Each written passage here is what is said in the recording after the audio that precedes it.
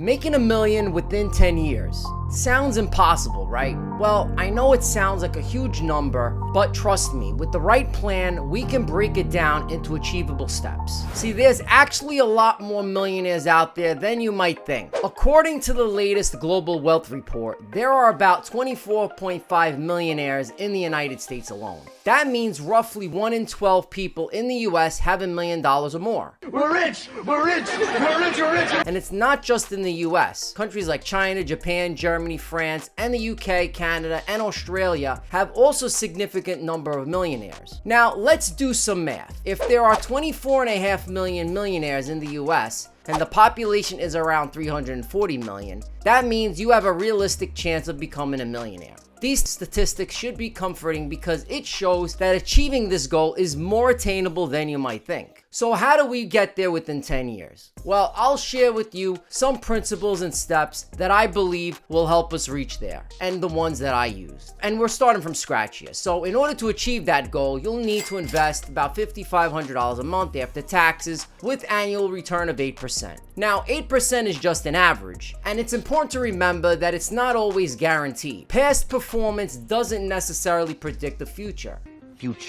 The future. So keep in mind that having $65,000 of post-tax money to invest each year is quite a lot. And realistically, for most of us, that's not really possible, especially considering that the average median salary in the USA is $55,000 a year. Furthermore, we really can't forget about your regular expenses. And even if you had that $65,000 to invest annually, you'll still have bills to pay. Rent, groceries, car payments, insurance, and many other expenses, even if you have kids. Bales.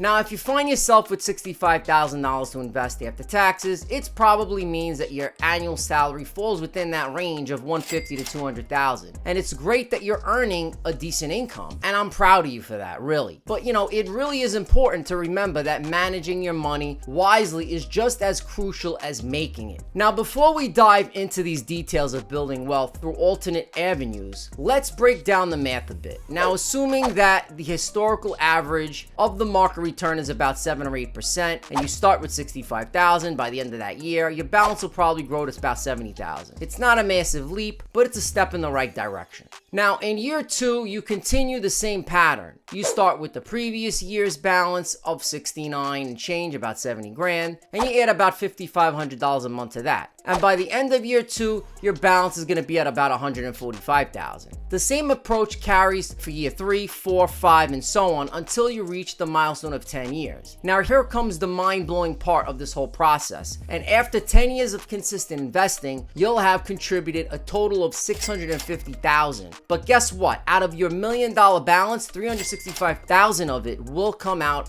from interest. Now, that means a significant portion of your wealth will be generated through your savings, and that's amazing. Now, let's discuss the principle that we need to achieve this amount. So let's start by discussing the mindset you need to embrace when embarking on a journey like this. It's crucial to truly believe that you are capable and deserving of reaching $1 million within 10 years. I can do this. And having a positive self-talk and affirming mindset will greatly contribute to your success. Now, I've seen people with negative outlook saying things like, oh, $1 million, that's such an ambitious goal. I lack the skills, the time, the intelligence. But you know what? This is the only life that you have, so don't waste it with thoughts of inadequacy or what ifs. Instead, repeat something like this to yourself. I'm determined to make $1 million within 10 years. And you keep repeating yourself like affirmations every day. And notice how your shift in tone influences your perception of the goal in a subtle yet powerful way. Wealth influence? Now imagine carrying that positive feeling for the next 10 years. It can make a huge difference in your life. Now, I want to talk to you about the mindset you need to achieve your financial goals. And a lot of people tell you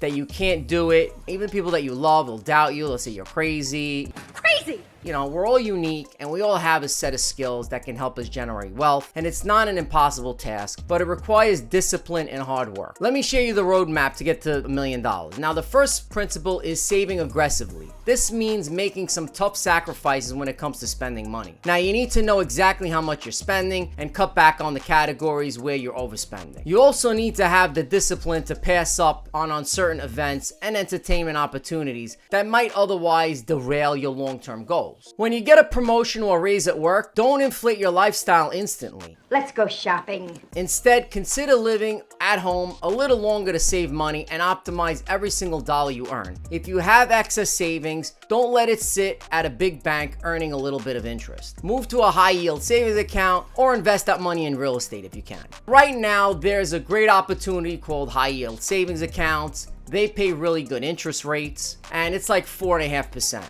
And they might even go up further. Now, here's the thing. It's not just about how much money you make, but how much you save. And let me share a story about a friend of mine. He earns over $500,000 a year, which is a mind-blowing amount of money. But guess what? He spends almost all of it, and probably around $400,000 of it every single year. And he's just throwing money away left and right. It's like he's using money like water. And I'm sure you know someone like that too. So my question is to you, does making $600,000 a year matter if you're only saving $20,000 of it? I mean, think about it. You could save that amount of money even if you were earning much lower, like $60,000 or $80,000 a year, really. What truly matters is having a high effective savings rate and living frugally. That's the key to saving and building wealth. Now let's talk about income. If you currently have a 9-to-5 job and it doesn't pay you a ton of money, it's unlikely that you're gonna reach $1 million just by relying on that salary alone. Unless, of course, you're in a high-paying profession like being a lawyer or a doctor, or if you have an equity in a startup that's gonna bring a ton of money and to pay out in the future. While it's important to explore opportunities within your current job, we should also be looking for other avenues outside of work or side hustles that can help you achieve your financial goal faster. Don't limit yourself to just one source of income. Think about side hustles, investments, or starting your own little business. And this is the key to be proactive and seeking opportunities that can supplement your main income and accelerate your path to financial success. And if you ever decide to start your own side hustle or venture into your own business outside of your regular job, you'll discover a whole new level of freedom and control over your own destiny. In control. And you won't even rely solely on your employer anymore. And when you're stuck in a typical 9-to-5 job, there's always a limit on how much extra you can earn every year. Yeah, you might get a modest 5 to 10% raise, but ultimately you're still dependent on your employer for financial growth. And when you explore opportunities beyond your day job, things change. Suddenly your pay becomes directly linked to your efforts and the results you can achieve. And I mean, think about it. While a steady salary provides stability, the reward structure often falls short. And if you focus on creating additional streams of income, that's when you can start accumulating wealth. Maybe you won't be able to invest a whopping $50, $400 a month like my first example, but you can start small. Just $200, $500 to $1,000 a month can make a difference. And as you experiment and learn new skills and remain disciplined, more opportunities will come your way, and it's just like a journey of growth and discovery to yourself.